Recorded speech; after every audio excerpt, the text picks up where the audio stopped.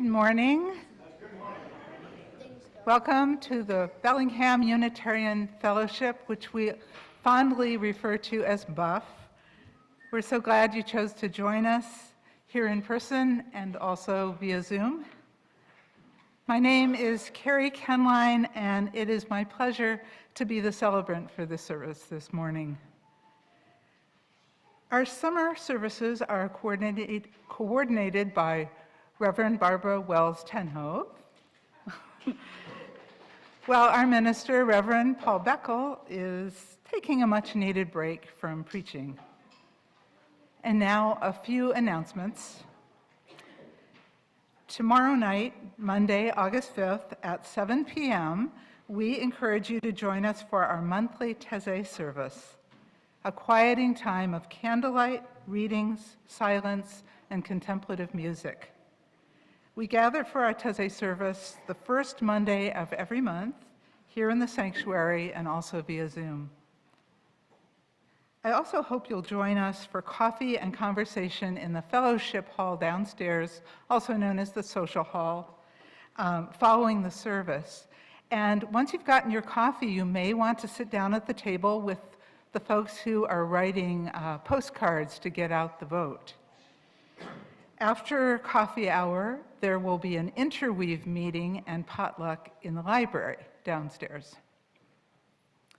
I'd also like to tell our families that there will be an excellent children's program today, and young people over the age of 2 are welcome to join our teen child care providers upstairs after we sing them away a little later in the service. There's also a room at the back of the sanctuary, a nursery, where little kids can play while their parents listen. And if you have children who would be happy to play somewhere they don't have to be quiet, that might be a good option. Now, today's service will be led by Jeff Copeland. Jeff and his wife, Liz, have been members of BUF since they moved to Bellingham in 2017. And Jeff is a very active and crucial volunteer here. He coordinates the men's group. He also coordinates the AV team, which is no small job. And I want to acknowledge today Walt, Quinn, and Jim, who are doing the AV today. Thanks. In addition to his work here at BUF, Jeff is very involved in Toastmasters and book design. He's also managed to, as he says, spawn 2 fairly decent human beings.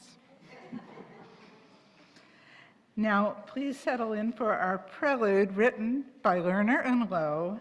And this is for all of you who may have struggled to get out the door to church this morning.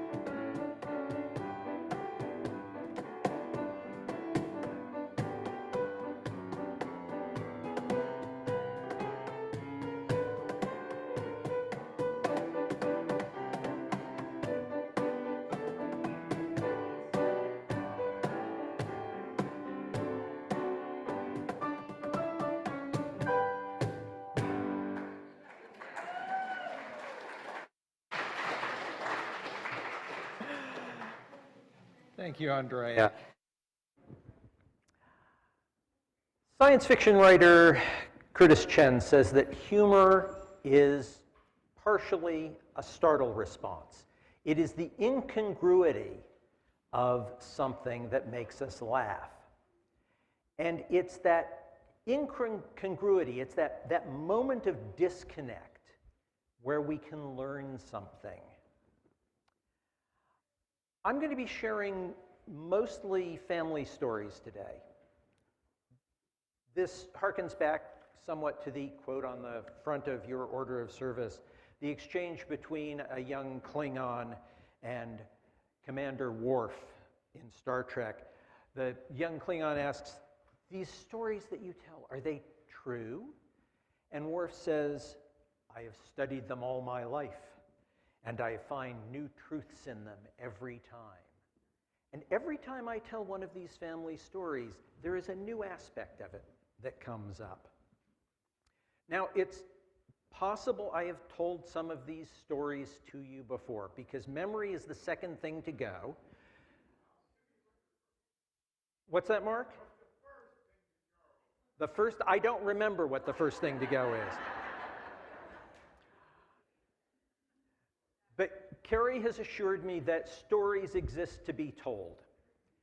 And in fact, in rifling through and cleaning out some files this week, I found the order of service from the 1993 Father's Day service at Live Oak Unitarian Church in Austin, which I was leading, and my notes indicate that, in fact, I have told some of these stories before. So let's all stand as we are willing and able, and Carrie and Barbara are going to lead us in a round of hymn number 395, Sing and Rejoice. We need a mic here, because it's very simple words. Sing and rejoice, sing and rejoice. Let all things living now sing and rejoice. We're going to sing it through once all together, and then we'll start it in a round. I'll sing with this group, and Carrie will sing with that group. Got it? And if you don't remember, it doesn't matter. Here we go. Sing and rejoice, sing and rejoice. Let all things living now sing. Let's do it together one more time. Sing and rejoice, sing and rejoice. Let all things living now sing and rejoice. Sing and rejoice, sing and rejoice. Let all things living now sing and rejoice. Sing and rejoice.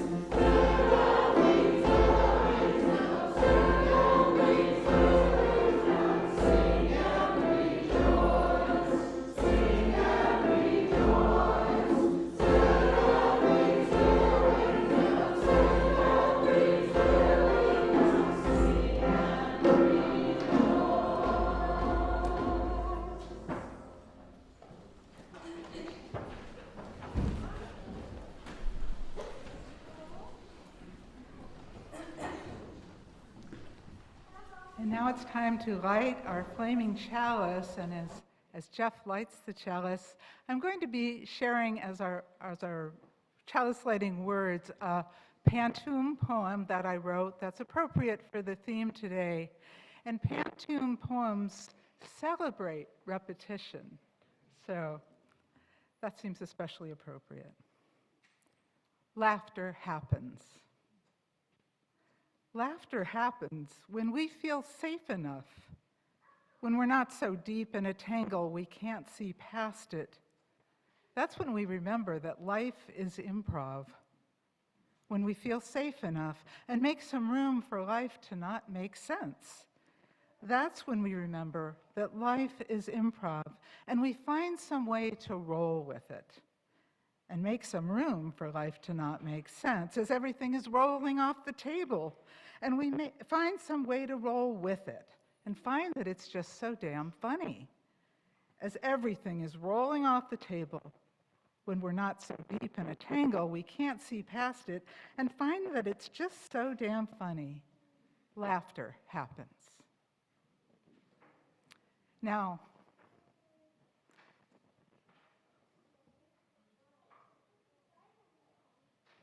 please join me in reciting our covenant, which is printed in your order of service. Love Love is the spirit of this fellowship, and service gives it life. Celebrating our diversity and joined by a quest for truth, we work for peace and honor all creation. This is our covenant. Now I want to invite Corey to come up and light the chalice, the young people's chalice, to escort them up to their classrooms as we sing to them, "From you I receive, and to you I give."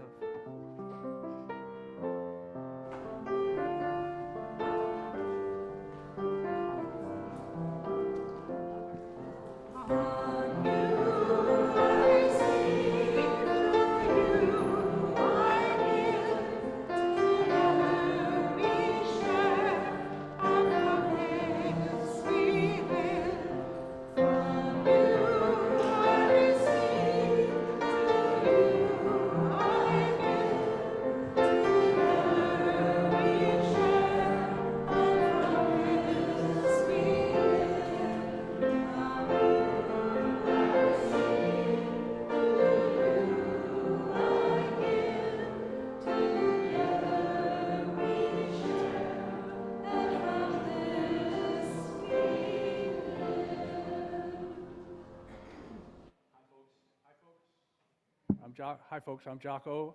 This is Barbara. And Unitarian Universalists for generations have been famous, perhaps infamous, for song parodies, which are featured in this service appropriately. And that's basically just taking a familiar tune and writing new words to it that, run up somebody's sense of humor. So about 25 years ago, actually, or maybe more, a couple of our colleagues in the Northeast, Ken Reed Brown and Robbie Walsh, took a famous tune in Boston, which some of you may know, about Charlie on the MTA, which was a campaign song back in the 19th century, I think, about getting Charlie off the MTA, fighting the fare increase and all. The MTA is the subway system there in Boston. Well, they decided that they were going to use that melody to tell this story. And there will be a chance for y'all to sing along on the chorus. So just which is in the order of which service. is in the order of service for the words. Well, let me tell you a story about some good church people. They were liberals, everyone. They sat down at the table, counted up the quorum, and declared the meeting begun. They adopted the agenda, they corrected the minutes, they elected a chair pro tem. They amended the amendment, called the previous question, even sang out a closing hymn. But did they ever adjourn? No, they never adjourned, and their fate is still unlearned. They may meet forever with the rules of Robert, the UUs who never adjourn. Well, the chairperson's husband comes down to the meeting every morning at 8:15, and out in the kitchen brews a pot of fresh coffee for the folks who deliberate. They debate the cost of the computer, paper, and the fine points of name tag use. They debate the length of the minister's sermons and the cookies and the juice. But did they ever adjourn? No, they never adjourn, and their fate is still unlearned. Poor old UUs. They may meet forever in the rules of Robert, the UUs who never adjourn. They passed another motion and they tabled an amendment, but a move to end it all was spurned. The debate was extended for 1 more hour. 'Twas the meeting that never adjourned. On a point of order, the vice chairperson breathed his last word with a sigh. There was a minute of silence, as old Charlie went off to that committee meeting in the sky. But did they ever adjourn? No, they never adjourned, and their fate is still unlearned. Oh, you They may meet forever with the rules of Robert, the UUs who never adjourn. They may meet forever with the rules of Robert, the UUs who never adjourn. The UUs who never adjourn. The UUs who never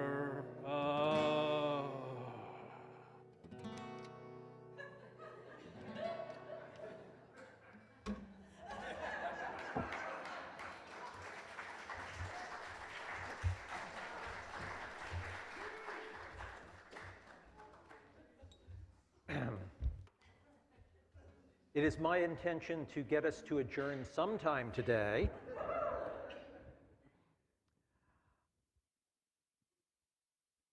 Almost exactly 80 years ago, on the 17th of July, 1944, my father, Lieutenant Lawrence Copeland, was the lead navigator in a bombing mission of a full squadron doing a bombing mission over occupied France. And at 1:05 that afternoon, as they were getting ready to make the turn over the little village of Carpentras in Provence, Dad was standing in his usual place between the pilot and the co-pilot, and he said, "This has been a milk run so far." That's World War II pilot slang for, "This is a piece of cake." Well, what happened next informed Dad's sense of humor for the next 7 decades and the sense of humor of 3 generations of Copelands. One of those was my little sister, Mary Louise.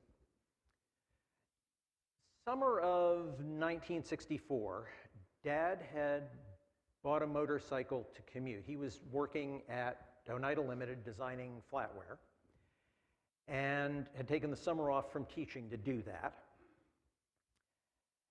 And getting the motorcycle made it easier for him to get to and from the plant. The first day he was out riding the motorcycle, he did not know that they had re-graveled the parking lot.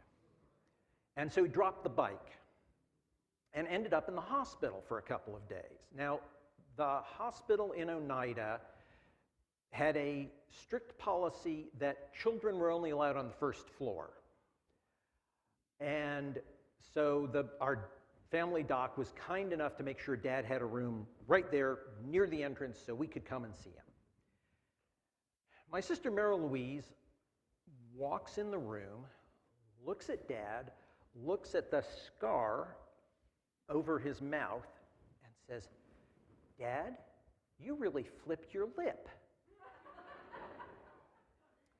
Here's what I learned from my little sister, that humor is exactly the sauce that you need to lighten the moment when there is fear in the room. Flash forward a couple of years, Dad was back to teaching. He took a sabbatical. We spent a summer in Europe. And on our first or second day in London, we are driving past a large, monumental building with a fence. And my younger brother, Ian, asks, "Dad, what's that?" And Dad says, "That's Buckingham Palace. Do you know who lives there?" And Ian looked querulously and said, "Mrs. Buckingham?" Dad thought for a moment and said, "Is there a Mr. Buckingham?" And Ian said, "No, Mrs. Buckingham poisoned him with Listerine."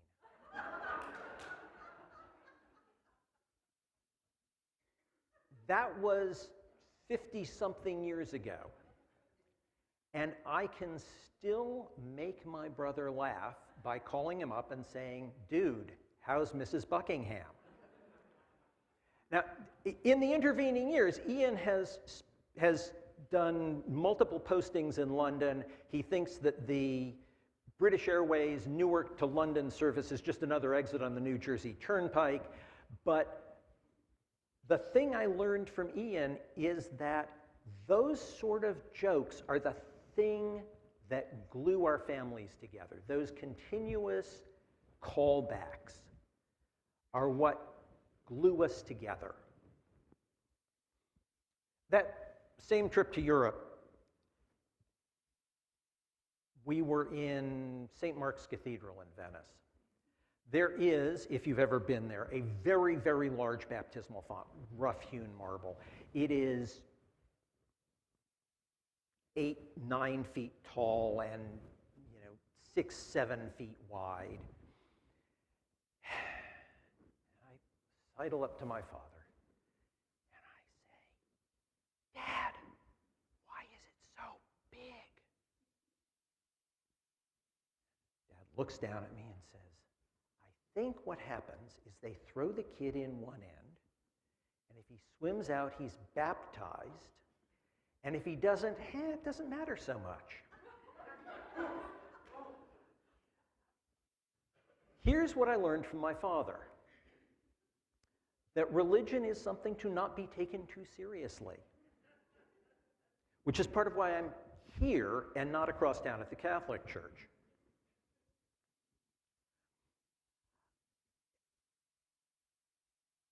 When Liz and I were first dating, there was an occasion when we were going to be in New York. I've forgotten what the occasion was, but Liz had never been to the Museum of Modern Art. And so we went into town. We were going to go to MoMA. Dad had a short day teaching that day and was going to come down and meet us. And so we found ourselves upstairs, Museum of Modern Art, in the design collection. Now, Dad was a silversmith by training, but he was a professor of art history and mostly taught design. And Liz is wandering past a very ornate Art Nouveau desk and makes a comment about how much she likes that style. My father draws himself up to his full 6 feet height and goes into full professorial mode. And other people in the gallery are either sidling in to listen or backing away in fear. And I don't remember the whole lecture, but the gist of it was that while Art Deco might not have been the height of 20th century design sensibilities, Art Nouveau was certainly the bottom. And what I learned from both of them that day was that it's important to be passionate about stuff and to be able to express that passion.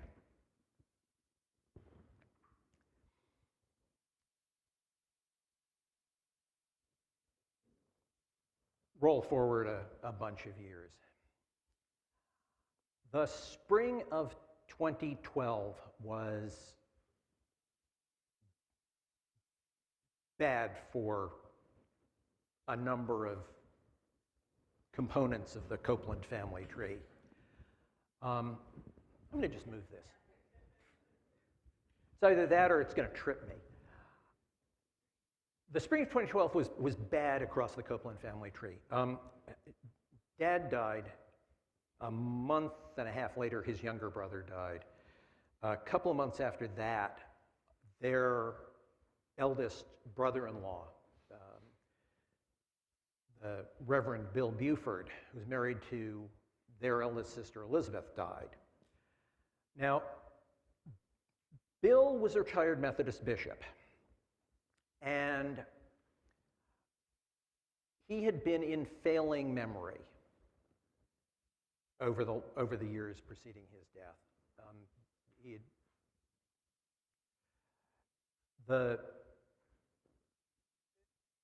And so his colleagues were going to perform the funeral service. They unfortunately were also in not quite complete memory. And so the service proceeded in fits and starts.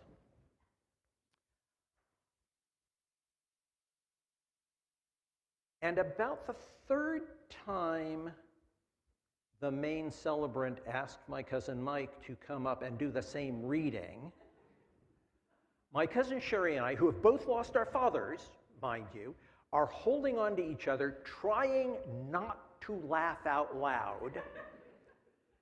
And we look around. We're sitting behind Aunt Elizabeth. We look around, and Aunt Elizabeth is sitting there biting her lip because it would be absolutely inappropriate for her to laugh at her husband's funeral. Here's what I learned from my Aunt Elizabeth. And this goes back to your pen tomb. Once in a while, you've just got to roll with it.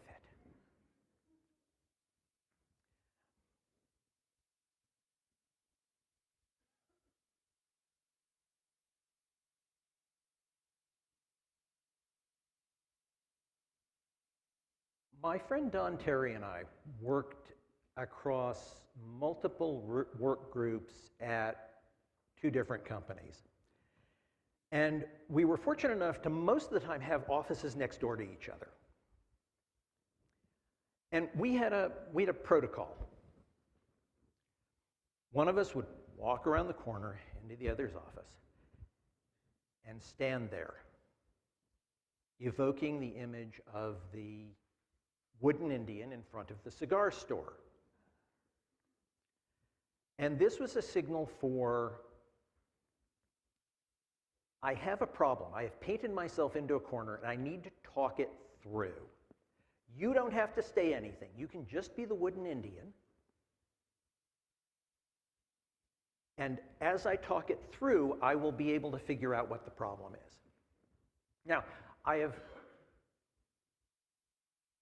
heard it said that you don't need to talk to another person. You should just have a rubber duck on your desk to talk to. Well, the rubber duck can't ask clarifying questions. And if the rubber duck does ask clarifying questions, you've got other problems. But this turned out to be a remarkably useful technique for both Don and I. We solved a couple of gnarly bugs that way. In fact, my very best day at Microsoft was a day that Don and I spent at the whiteboard walking through what was going wrong with a particular piece of software. This is what I learned from Don, that there are occasionally people in your life who, by their very presence, bring out the best in you, encourage you to be better than you thought you could be. And there are people in this room who do that for me, and I appreciate you all.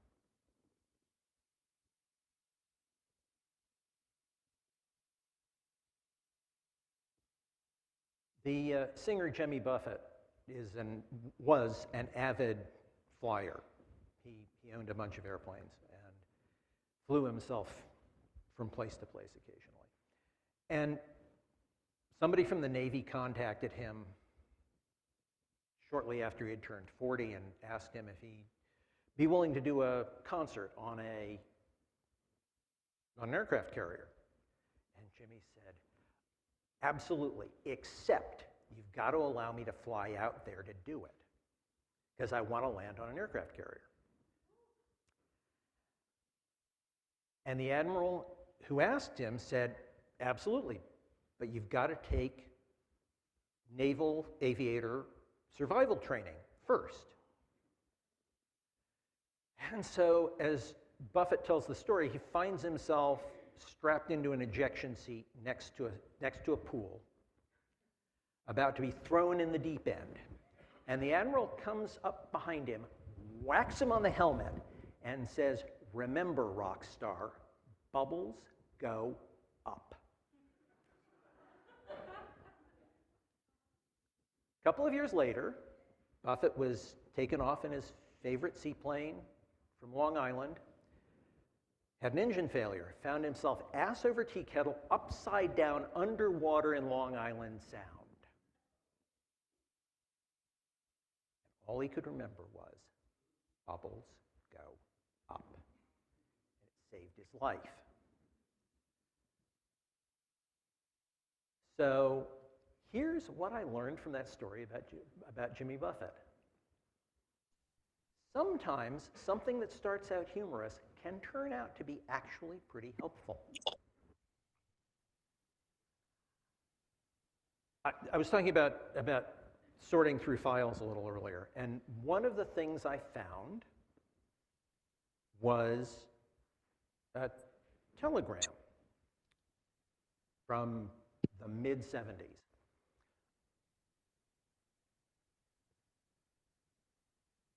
To me, it's like the first telegram I had gotten in my life. It said, "Pleased to offer you admission, Massachusetts Institute of Technology, class of 1978, letter fall."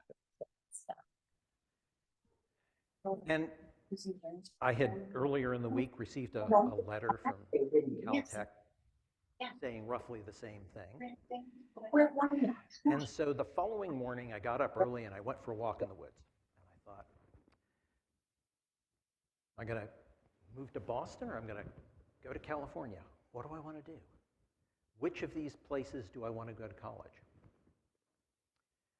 And I figured it out, came back home, walked in the front door, and my mother said, "You forgot to take the trash out." So here's what I learned from my mother on an ongoing basis. Somebody has to take the trash out. Maintenance has to get done. A couple of years ago, I was standing here and talked about my Catholic upbringing, and one of the hymns we sang that day was "Holy, Holy, Holy," which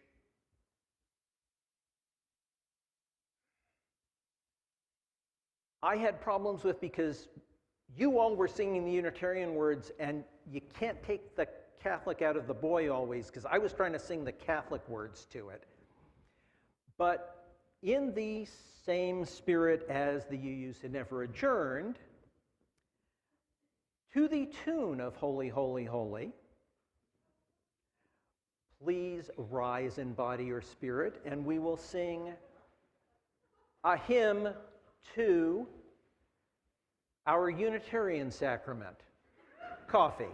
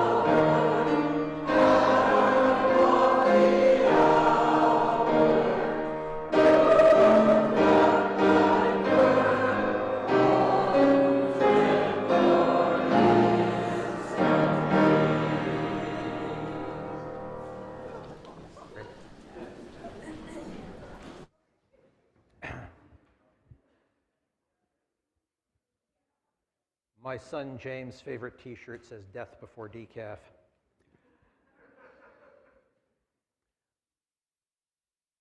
When Liz and I were first dating, one of her flock of cats managed to, the long-haired black one named Poofer, managed to get out one day and roll in a puddle of oil in the garage.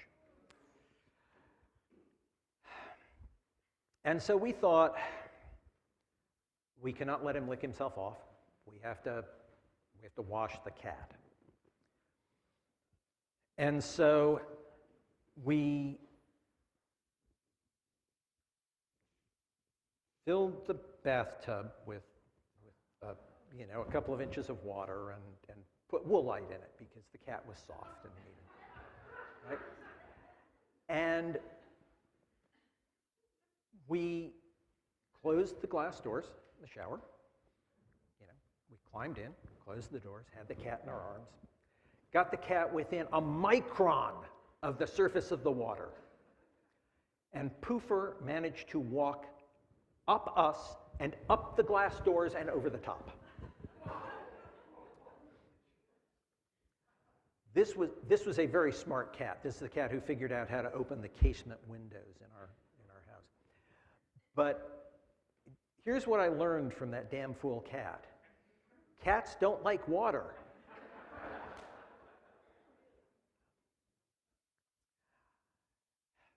After Liz and I had been keeping company for a while, she went through a couple of mornings of waking up queasy.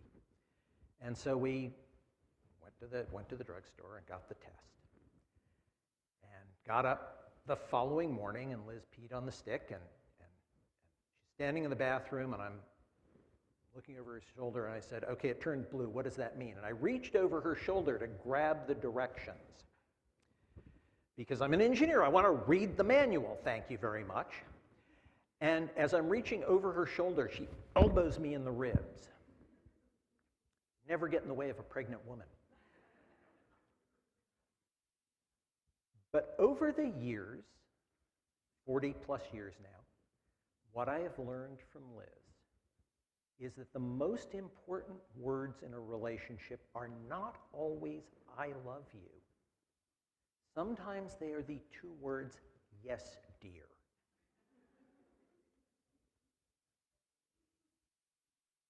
With our partners, with our children, we need to know what's important. We need to know in ourselves what fights are worth fighting.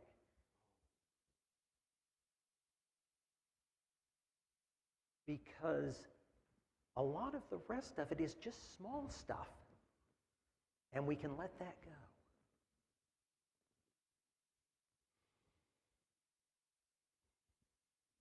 Yeah, the stick turned blue, and 9 months later, we had Allie.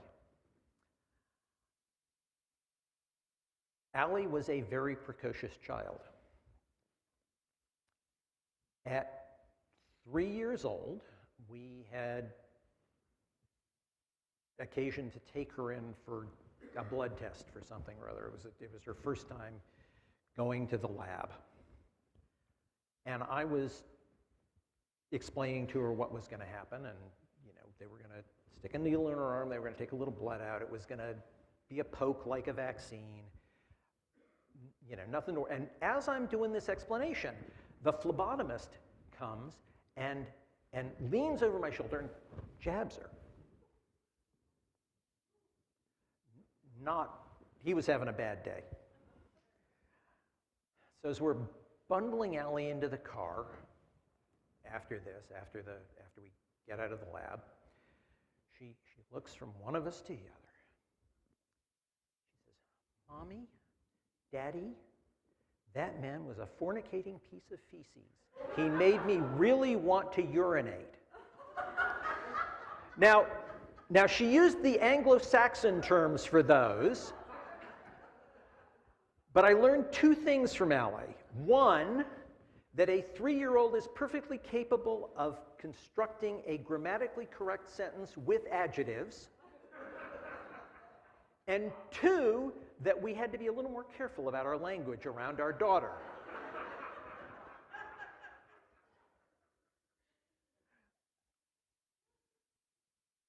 About 6 months after that, Liz and I bought our first new car. We had been driving these old used cars up until then. And picked up the car on Wednesday. And on that Saturday, I took Allie to a birthday party. Of course, Allie comes out of the birthday party with a little bag of treats. Walking up to the car, and I open the door, and I get her in the car, and I try and take the bag of treats away from her. She says, "No, Dad, I want to hold on to these." Okay, but remember, no eating in the brand new car. Car, of course, still smells like a new car. So I pull up to the first stoplight, and I look over my shoulder to check how she's doing. Not only is she eating from the bag of treats, she's eating the pixie stick. The straw full of colored sugar. And only half of it is getting in her mouth.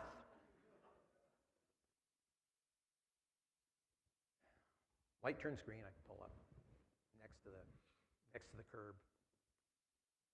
And I'm winding up into a full-throated scolding. I get a paragraph into it.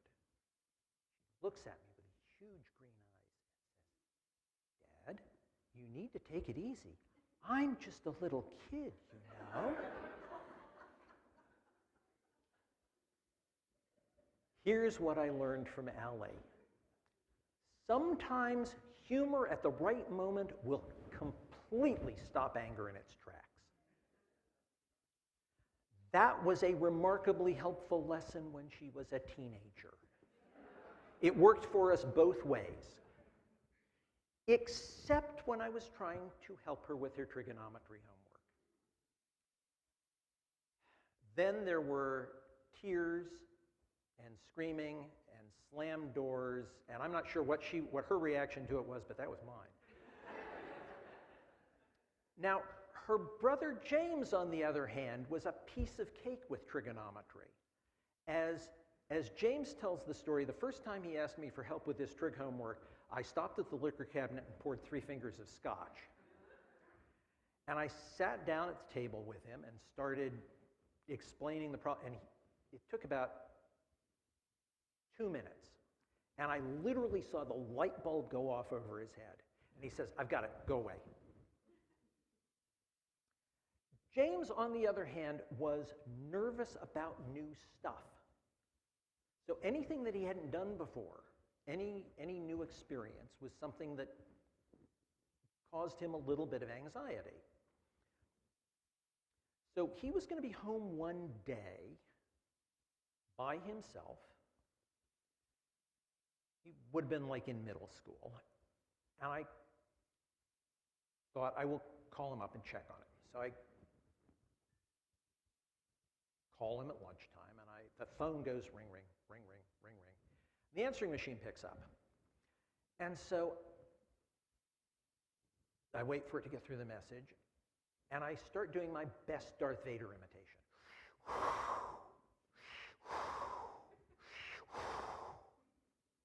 And before I can say, "Luke, I am," the phone is snatched up at the other end, and James's voice comes on. He says, "No, you're not my..." Oh, wait, maybe you are. Humor can help us stem anxiety. That was a big win shortly thereafter when James was diagnosed with dyslexia, and we had to work through that. And later still, when he enlisted in the Air Force and spent a number of deployments overseas. And it was that service in the Air Force that earned him the right to wear the same uniform that his grandfather had, who we had left in the skies over occupied France 20 minutes ago. having just said, this has been a milk run. Helpful household hint, never tempt fate. Because as soon as he said that, the windshield was blown out by the first burst of anti-aircraft fire. The whole squadron was shot down, 20 planes, 200 plus men. Dad was captured, spent the rest of the war in a POW camp. But for the rest of his life, he talked about the year I spent at a Baltic resort as a guest of the German government. Fast forward 60 years. The whole family was up here, I think, for Allie's high school graduation. And we found out that there was the last operational B-24 in North America was going to be at an air show in Tacoma. And the Collings Foundation, which owned it, was allowing people to take rides on it. And so we bundled Dad into the car and took him down to Tacoma to look at this airplane and take a ride on it. And didn't tell him what we were doing. He comes around the corner of a hangar and pauses with his cane in midair. And he says, "That's a B-24." I leaned in from one side and said, "Yes, it is." And Ian leaned in from the other and said, "Would you like to ride on it?" My father's eyes got big. And he said, "Hell no. The last time I was on one of those, it turned out very badly."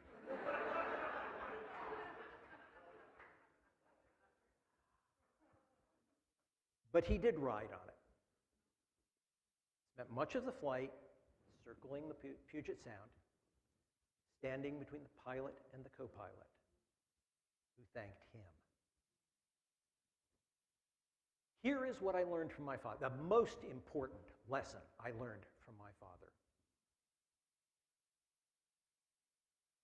Humor can actually save your life. Many of his fellow flyers in the 15th Air Force died of heart attacks in their 50s and 60s.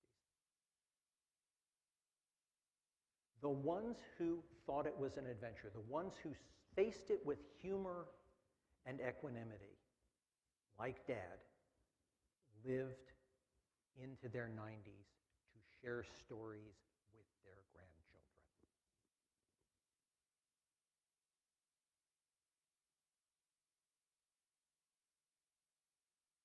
The humor is important.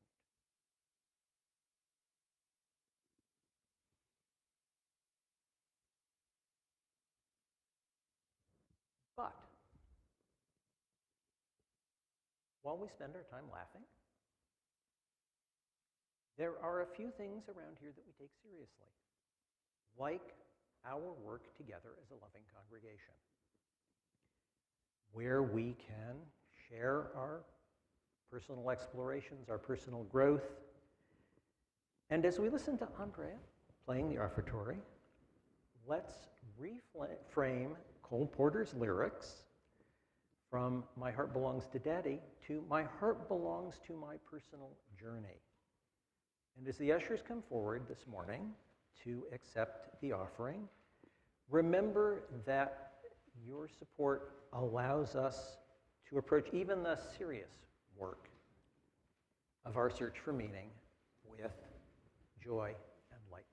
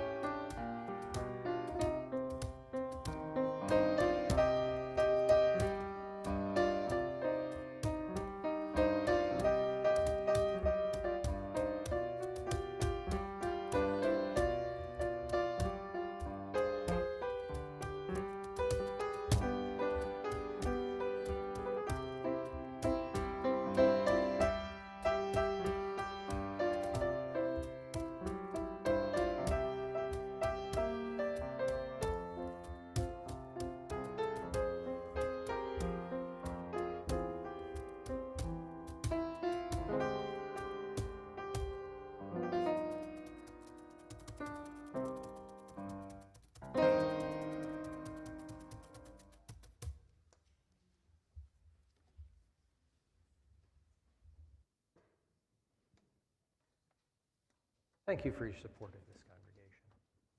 And Jocko, Andre, Barbara, Carrie, thank you for the music this morning. Let's finish with one more song. Again, in a spirit of airy and lightness, let's all stand and sing "Let's Go Fly a Kite." The words are in your order of service.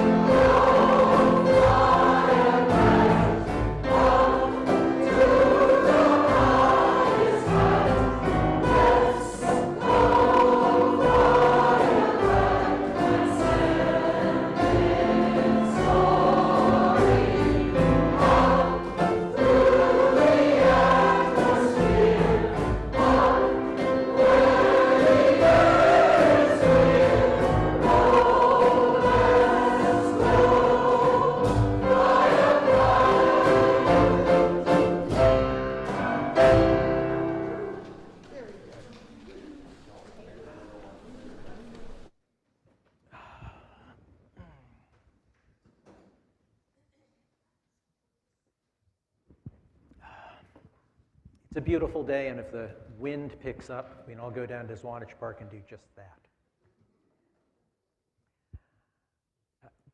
Carrie, Barbara, thank you for your help in organizing this service.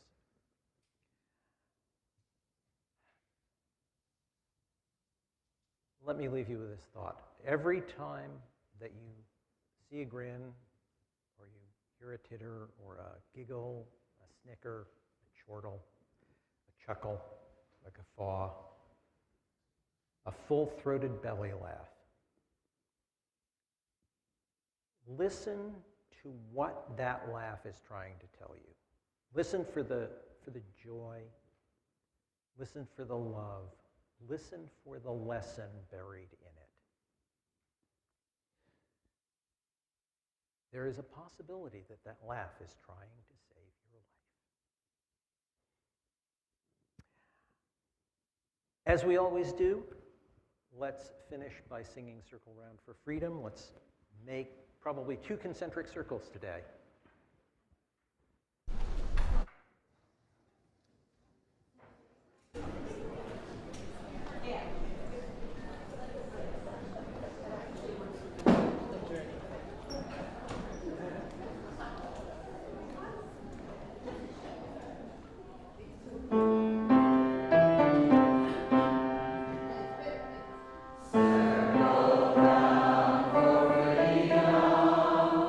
Circle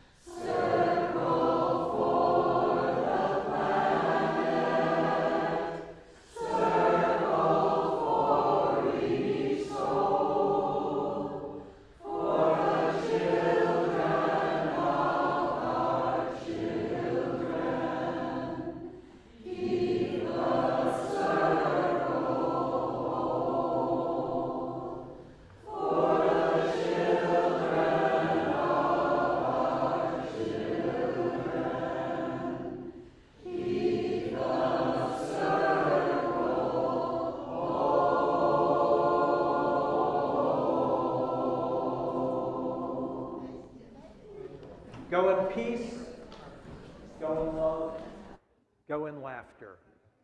And don't let anybody tell you you've got a weird laugh.